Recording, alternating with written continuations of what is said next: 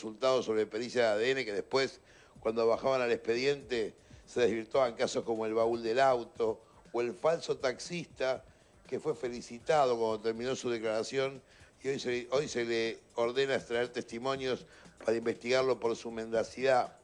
Bueno, estas cuestiones han determinado que esta Junta Médica actúe. Creemos que ha hecho un gran trabajo, aunque a mí particularmente me sorprende que el magistrado ordenó una serie de puntos para evacuar en esta Junta Médica, y así como los más trascendentes tienen que ver quizás con la discrepancia que planteó la propia querella en cuanto a la muerte o al momento de muerte de la víctima, me sorprende que si tenían que trabajar en el marco de la existencia de neuronas rojas y azules, que tiene que ver esto con la posibilidad de agonía y llegar a morir en una compactadora, no se haya integrado esta Junta a un neurólogo. Yo no quiero avanzar sobre el doctor Méndez, que es nuestro perito, y tomarlo de sorpresa con este planteo, que tiene que ver con algún trabajo que hicimos hoy por la tarde, hora muy temprana, pero nos sorprende realmente que esta Junta Médica, que ha elevado las conclusiones al juez, no haya acompañado científicamente esta Junta por un neurólogo.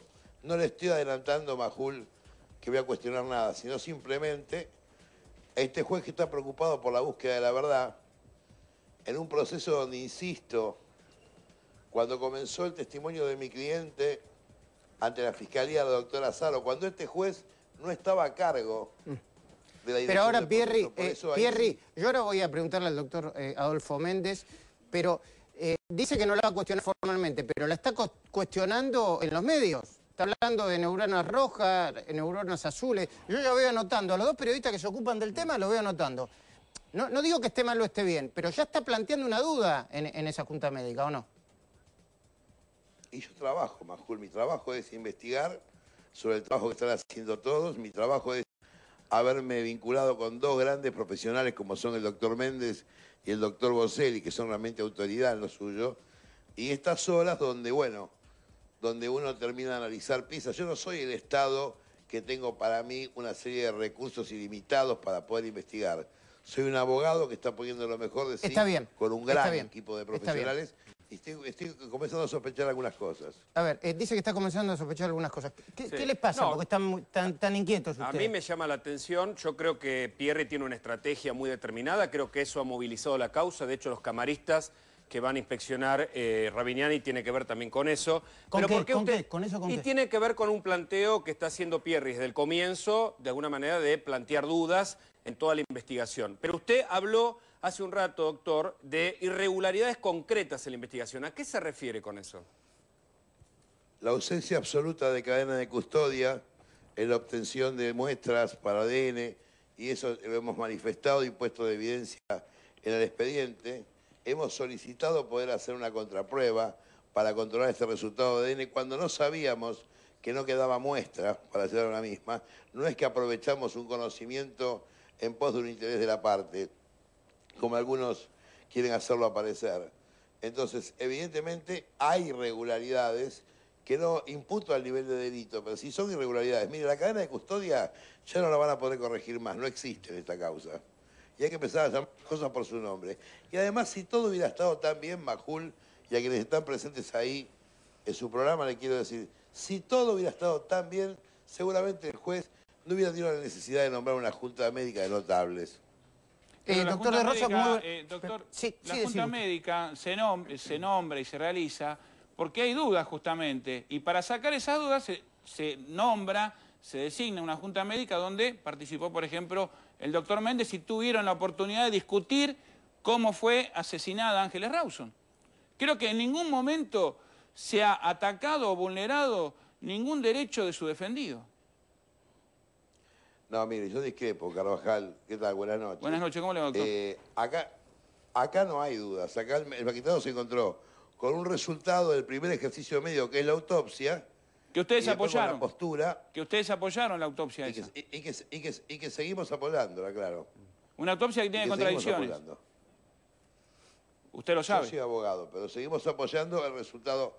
Mire, contradicciones no tendría, porque lo que ocurre es que hay un primer estudio que se hace de la víctima ahí en el SEAMSE de San Martín, sí, Y ahí hay un adelanto, porque el médico que actúa habla de la existencia de fluidos en el cuerpo que después se desvirtuaron cuando se hizo el ejercicio de autopsia. Es más, el doctor Konopka tendrá que defenderse él para el caso de que hubiera un dictamen en diferencia con lo que él dijo. Yo lo que estoy evaluando es las circunstancias, Carvajal, es decir, mire, es anormal e irregular cómo mi cliente ingresó a la fiscalía a declarar. Es anormal y nulo en la forma que se le interrogó. Es anormal y violatorio de garantías en la forma que fue presionado por 2 policías para autoincriminarse. Entonces a eso, en el derecho procesal, lo llamamos nulidad y se las plantamos como corresponde a derecho Sí, pero está preso, Claro. pero está preso y está altamente sospechado de ser el autor del asesinato. ¿Y por qué? Espera un poquito, Sí.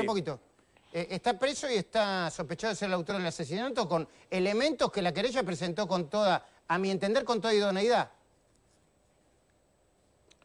Bueno, yo discrepo con su apreciación respetuosamente. Si la idoneidad que llevó adelante la querella hubiera sido categórica, el juez no hubiera necesitado crear una junta de notables. La querella es una parte en este proceso, Majul, y además el estado de sospecha del señor Mangieri es nada más que un estado que emerge a través de un auto resolutorio que es provisorio, que es el autoprocesamiento. ¿Sabe cuántos detenidos, Majul, yo he tenido después en juicio oral, han sido absueltos y se le han pedido disculpas? Hace pocos días, además, tuvo un hombre que estuvo detenido 2 años por un grave delito de narcotráfico. Fue absuelto por un tribunal federal. Bueno, así que en este país, asociar que estar preso es culpable y estar en libertad es inocente, bueno... Pero, doctor, estamos hablando de procesos distintos. Disculpe, doctor, usted sabe, estamos hablando de procesos distintos. Usted me está hablando de un caso que se desarrolló en la justicia federal y estamos hablando, por ejemplo, de hechos que ocurrieron en los tribunales de La Matanza, donde una persona estuvo 5 años preso porque confundieron una mancha de sangre con remolacha. Pero acá es otra cosa, doctor. Y usted ha presentado a través de sus peritos y a través suyo, ha defendido con toda su fuerza a una persona y ha puesto toda su capacidad para defender a esa persona, y creo que tuvo un magistrado que también avaló todas y cada una de las presentaciones que usted hizo. No, bueno, el magistrado las tiene que recibir. Avalar no las avaló, pues las rechazó todas, y las peticiones que le dimos hasta ahora no fuimos correspondidos con ninguna. O sea, tiene la obligación como... En definitiva, el doctor Ríos es un abogado en función de juez. No es más que yo, es un colega mío que en lugar de trabajar de este lado del mostrador, trabaja como juez. Pero ¿qué tiene que decir sobre la causa, sobre la sentencia de la causa, sobre la primera sentencia de la causa? Doctor Adolfo Méndez, buenas noches. Gracias por venir acá. Habló de células rojas y azules, de neuronas rojas y azules. Sí, neuronas rojas. ¿Qué está queriendo decir Pierri? Sí, antes de empezar yo quiero hacer una aclaración porque hace un rato dijeron que hay trascendidos del informe. Del informe de la Junta Médica. Del informe de la Junta Médica. Yo desde el punto de vista legal, pero además ético, no voy a hablar sobre los términos del dictamen. Los detalles. Los detalles porque obviamente, si bien los días hábiles del día sábado, o sea, el doctor Ríos habilitó el sábado y el domingo, y yo sé que ya está en el juzgado, hasta mañana, en las primeras horas. Bueno, está bien, pero el jefe de su equipo está diciendo que hay cosas raras. Lo que sí ocurre, y de lo que sí puedo hablar, es algo que es anterior a esta cuestión, que es el razonamiento que el doctor Konopka hizo. El doctor Konopka es el perito de la querella, ¿no? El doctor Konopka es el médico forense que hizo la autopsia y el informe. El primer informe. El primer informe construyó lo que sería el edificio intelectual, digamos, de una de las argumentaciones para decir que hubo agonía en el hallazgo histopatológico, o sea, un hallazgo que no lo hizo él, sino que es del laboratorio, en el cual, en el hipocampo, que es un área del cerebro que es muy sensible a la hipoxia. ¿Y qué me quiere decir con eso? La hipoxia, ¿qué quiero decir con esto? Que el cerebro, para que pueda aparecer ese fenómeno, tiene que haber una disminución del oxígeno, es un área muy sensible el cerebro, y eso tiene que durar más de 5 minutos. A ver, me lo pasan en limpio para que lo entienda todo el mundo. Usted lo que me está diciendo que no fue, que no murió por ahorcamiento. Es poco probable que una persona que muere por un ahorcamiento en un acto único, es decir, es posible. Yo le voy a contar algo que me pasó hoy. Yo integré esta junta médica y conozco muchos neurólogos, pero lamentablemente el único neurólogo que yo sé que hace investigación en neurología, el tema de las neuronas rojas lo conocemos todos, incluso los psiquiatras que somos primo hermanos de la... Discúlpeme, no puse en mudo. Atiéndalo en otro momento, No, sí, por supuesto. si no es urgente. El tema es que, le decía, los psiquiatras, que somos primo hermanos de los neurólogos, solemos conocer muchos neurólogos, pero no alguien que haga investigación. Pero vamos al punto. Sí, pero... No, pero ¿usted qué quiere decir? ¿Que no fue ahorcada? No, pero voy a ir a la cuestión de las neuronas rojas. No es del dominio de todos los neurólogos este tema, y hoy precisamente hablé con un amigo que estaba de viaje lamentablemente, y me dijo, a mí me dicen Fito, porque me llamo Adolfo, y me dice, Fito, descartada cualquier posibilidad que produzca anoxia. Anoxia quiere decir cuando no hay oxígeno directamente en el cerebro. Bueno, o sea, descartar cualquier posibilidad de ahorcamiento. ¿Puedo, doctor, Sí. cuál es su mirada sobre lo que dice su colega?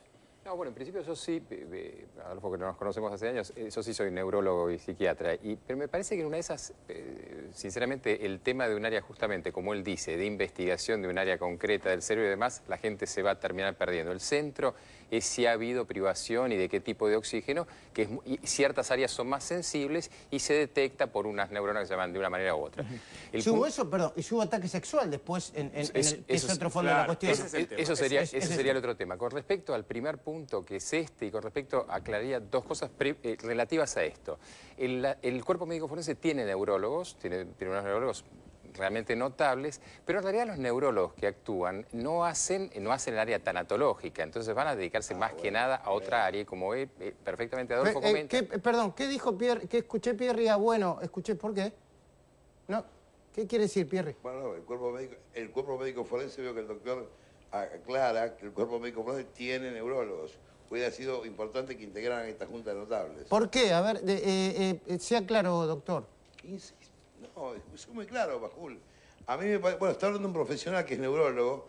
Me gustaría que el doctor termine si no tiene inconveniente. A ver si estoy orientado en mi... A ver, termine. No, bueno, relativo a esto, el punto es que el área concreta con respecto a justamente lo que Adolfo, el doctor Méndez está comentando, es más relativa al área de lo tanatológico y no el área de competencia de los neurólogos justamente que importa, porque es un área más de investigación. Muy bien, y se cierra con el tema ligado a si ha habido un ahorcamiento o básicamente un estrangulamiento, que es la hipótesis que evidentemente ha trascendido y que el doctor Méndez no lo puede comentar. Estrangulamiento y ataque sexual. Claro. Vos escribiste hoy en el diario, ¿no, Gustavo? ¿Qué es la gran diferencia? A ver, es el gran problema acá. Si se prueba el ataque sexual, se va a comprometer todavía más la situación de Mangieri, teniendo en cuenta que la Cámara deje firme la extracción de material genético para comparar los estudios de ADN.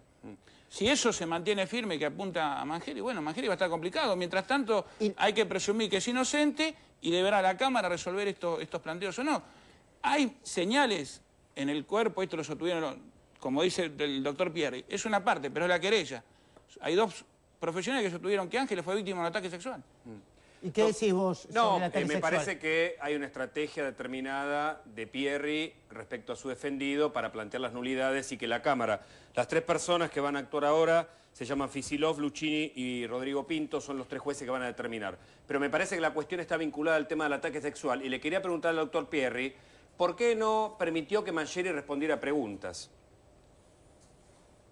Y no es así. El consejo del doctor Biondi, de quien le habla al señor Mangieri, fue de actuar libremente en la ampliación indagatoria, inclusive si él se encontraba en condiciones de hacerlo, podía responder preguntas. La decisión era de él, él decidió no responder preguntas. Doctor Pierri, a ver, empecemos de nuevo. Usted es un abogado de mucha experiencia y nosotros somos adultos. A Mangieri, en la situación que está, le convenía no responder preguntas, porque si respondía preguntas se iba a meter cada vez en un embrollo más importante. Yo pienso que no, discrepo con usted, ¿no? A ver, ¿por qué? Dígame. O sea, si... No, porque si hace alguna pregunta que es inconveniente, puede decir que no la va a responder y punto. Pero someterse a un interrogatorio hubiera sido saludable. Un interrogatorio tiene un plexo, tiene una orientación, y de muchas preguntas que le puedan haber hecho, muchas las respondió hablando en tiempo y espacio que hizo el día lunes 10, entre las 8 y pico de la mañana que se levantó, hasta las 9:30 que estuvo en el hall del edificio, y todas las labores que llevó adelante ese mismo día. Fue una decisión. Es más, cuando el señor Mangieri decidió no responder, yo me sentí sorprendido, hasta hice un gesto por eso. A ver, para que los que están viendo estos tengan una idea de lo que estamos hablando, yo les voy a hacer ver algunas placas sobre lo principal de la declaración del señor Mangieri. A ver si mostramos la placa 1, por favor, si la tenemos a mano. Dijo Mangieri, creo que usted o sus auxiliares o auxiliares suyos, le dijo al juez, armaron esta causa. Fue una de las primeras afirmaciones de Mangieri. La segunda, plantaron ADN mío debajo de las uñas de Ángeles. Esa es para discutir, ¿no? Y la tercera, nunca la toqué. ¿Hay manera de sustentar, Gustavo, Hugo, la idea de que pudieron plantar ADN en las uñas de Ángeles? Bueno, ADN de Mangieri. existe la posibilidad, pero es mínima. Me parece que ese es ¿Por un qué es recurso. mínima? ¿Por qué? Y porque me parece que todos coinciden los especialistas en que más allá del proceso de la cadena de custodia que pudiera ser cuestionado, no te olvides que la justicia se maneja como en una gran escena de teatro. Es decir, que los procesos son eso, son cumplimiento de etapas metodológicas. Eso no significa que no puedan violarse, sobre todo en un país como la Argentina.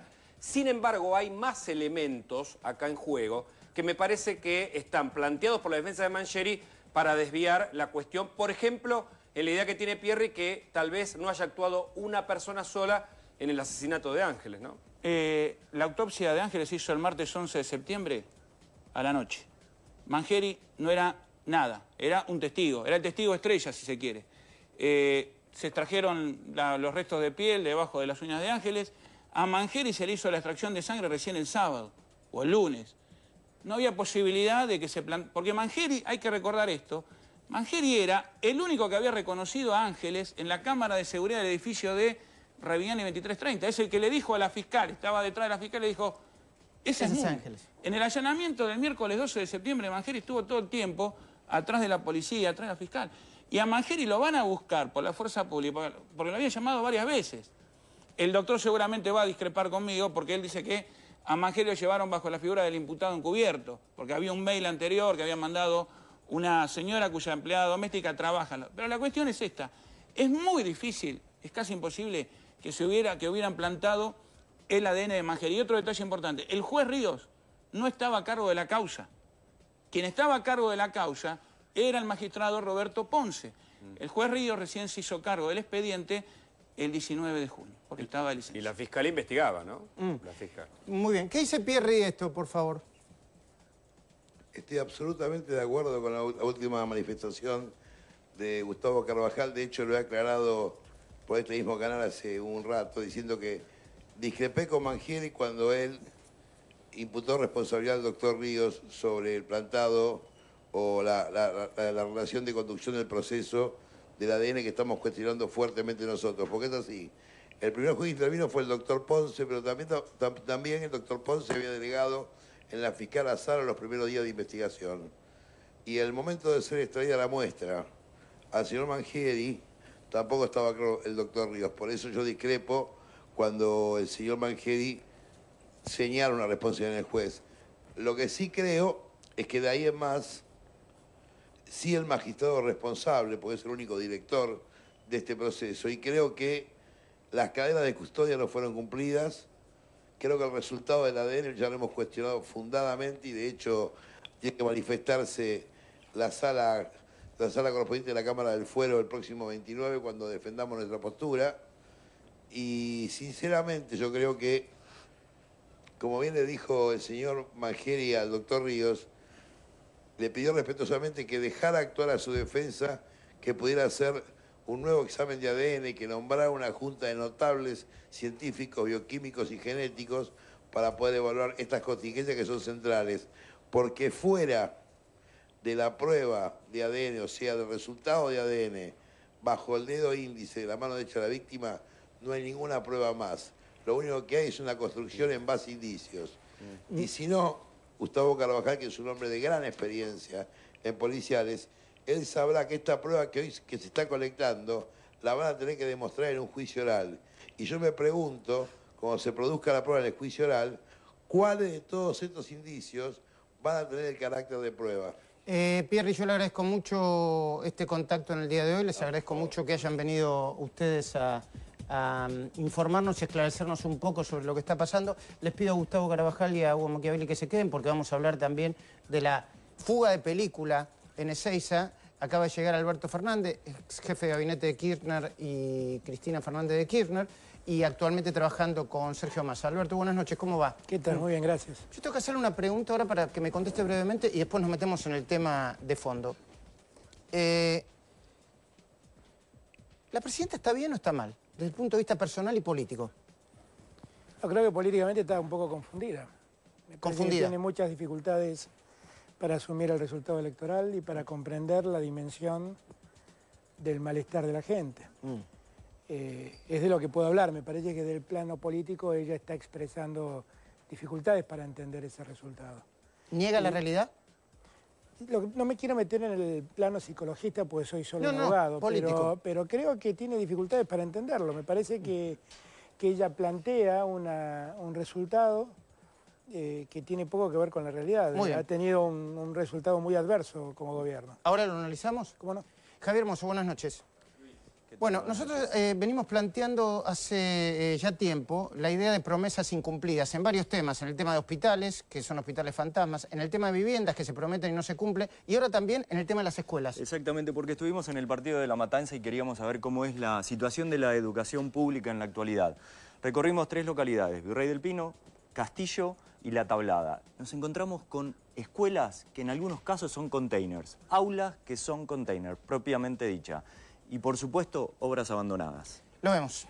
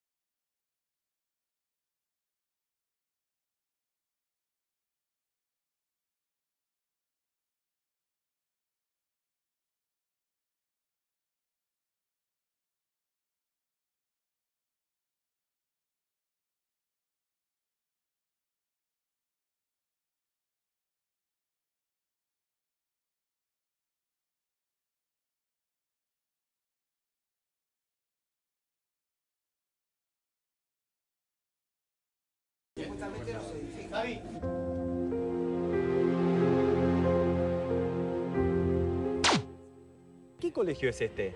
Esto no es un colegio, esto es un centro integral comunitario, en el cual está funcionando una escuela secundaria de La Matanza. ¿Ustedes están acá desde hace cuánto tiempo? Y nosotros estamos funcionando acá desde finales del año pasado. Antes estábamos funcionando en la escuela primaria 209, en un ala de la escuela, en un pasillo, pero bueno, ese espacio nos quedó chico, así que nos trasladaron a este ciclo. ¿Los trasladan acá? Sí. ¿Y esto no está armado como para que sea un colegio? No está armado para eso. Este es el espacio en donde funciona la preceptoría y hasta hace poco también la dirección. ¿Cuál es la problemática del colegio? Y nosotros le llamamos como un colegio fantasma, porque a la verdad cuando vamos a reclamar no existe este colegio. Dicen la 91, empiezan a buscar dónde queda, en San Justo, en Casanova, y nadie sabe dónde está. Nosotros queremos tener nuestra propia escuela, que está parado el edificio hacia allá atrás. O sea, sí. es muy clara la situación, ¿no? Nos encontramos con 2 mamás puntualmente donde nos cuentan la realidad de lo que están pasando los chicos. Vamos a ir a ver dónde está el futuro edificio de la escuela. Sí, de lo cual terminado realmente lo único que tenemos son planos y un montón de promesas escritas. Acá tendrían que estar funcionando. Acá tendríamos ¿no? que estar funcionando, sí. Esta construcción tiene como fecha de inicio de obra el 6 de febrero de 2012. 6 de febrero de 2012. Sí, final de obra el 4 de agosto de 2012. Acá figura, mirá. Monto del contrato, 1.787.000 pesos. ¿A quién le cabe la mayor responsabilidad? Nosotros dependemos directamente del Estado provincial. El Estado provincial obviamente no funciona solo, depende de un Estado nacional. O sea que en orden de prioridades al Estado municipal le tenemos que agradecer por lo menos que nos deje estar en este espacio. Al Estado provincial le tenemos que reclamar junto con todos sus funcionarios y a todos los funcionarios de Nación también, porque realmente alguien tiene que supervisar que esto se haga, alguien tiene que supervisar que el dinero que pasa de provincia a los municipios llegue y se concreten las obras, alguien tiene que supervisar que de Nación el dinero que sale llegue a provincia y se concreten las obras. Digo, a ver, acá hay una jerarquía de responsabilidades que va desde la provincia hasta la Nación completamente.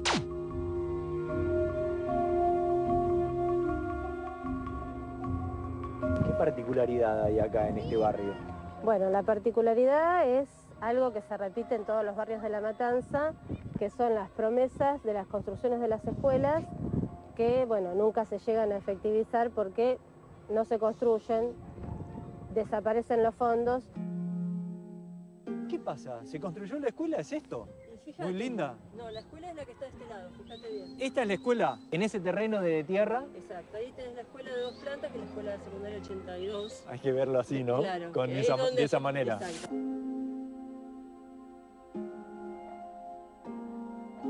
¿Por qué no se construyó la escuela?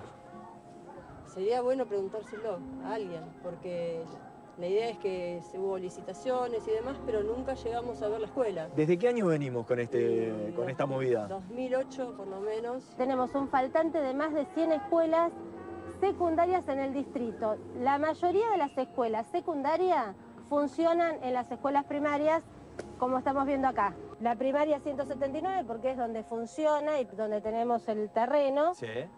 Y la escuela secundaria 68, que sería la escuela la secundaria que estás viendo que no se construyó. Que estamos viendo acá. El monto es de 1.800.000. Este dinero es financiado por el Ministerio de Educación de la Nación.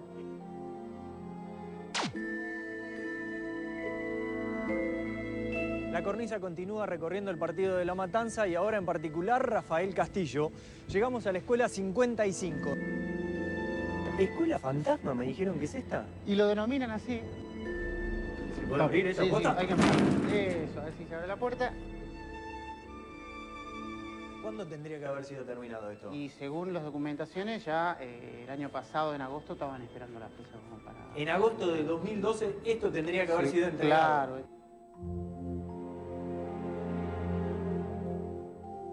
Fíjate lo que es esto, ¿no? Afuera. Hay pupitres, mesas, sillas, ahí tirado.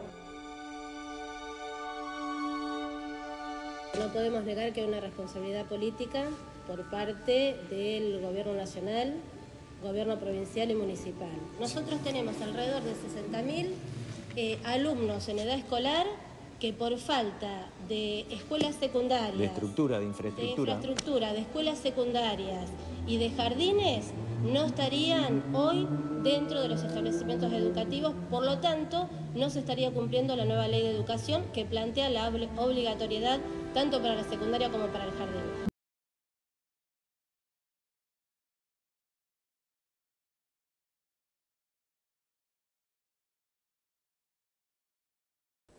Muy bien, Javier, tenemos unas placas, unas informaciones y una aclaración o una respuesta de la oficina de prensa de La Matanza. Dale, Javier. Exactamente, Luis. Vamos con la placa número 1, que en el partido de La Matanza, según el censo 2010, hay 1.775.000 personas. La matrícula de estudiantes, de alumnos, es de 400.000, de acuerdo a la Dirección General de Escuelas de la Provincia de Buenos Aires.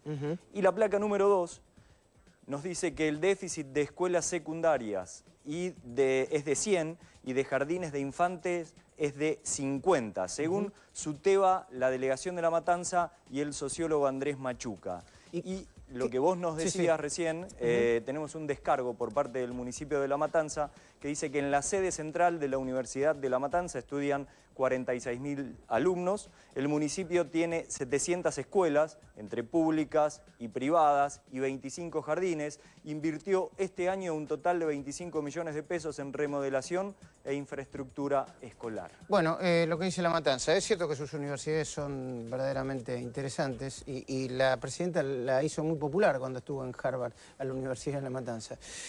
Alberto, yo primero voy a mostrar el informe de Cristina en el País de las Maravillas y después quiero plantear con usted qué es lo que le está pasando a la presidenta. No porque sea importante desde el punto de vista personal, aunque obviamente no queremos que le pase nada, sino para pensar cómo vienen estos 2 años que quedan, ¿sí? 2 años y pico. Vamos. En la semana en que el periodista Nelson Castro sugirió que podía sufrir un cierto desequilibrio emocional, provocado por el duelo de una paliza electoral para el kirchnerismo, la presidenta salió a cantar victoria y a pelearse con la realidad. Tenemos una responsabilidad muy grande. Primero que somos la primera fuerza nacional y además somos gobierno. Ayer a las 7 de la tarde me enteré por primera vez que habíamos ganado en la Antártida. No lo habían pasado en ninguna parte. Yo les pido a todos los empresarios, a los que han participado en todos estos años en estos intentos de construir que han sido frustrados, pero no por parte del gobierno, sino porque no consiguieron financiamiento. Creo que es bueno que todos contribuyamos a que las cosas se hagan de la mejor manera posible. El gobierno dio un ultimátum de 10 días a la empresa chilena LAN para que abandone las operaciones en Aeroparque. El síndrome de Ubris es una enfermedad del poder, señora presidenta, que usted está padeciendo. Piensa que sabe todo, piensa que la realidad es la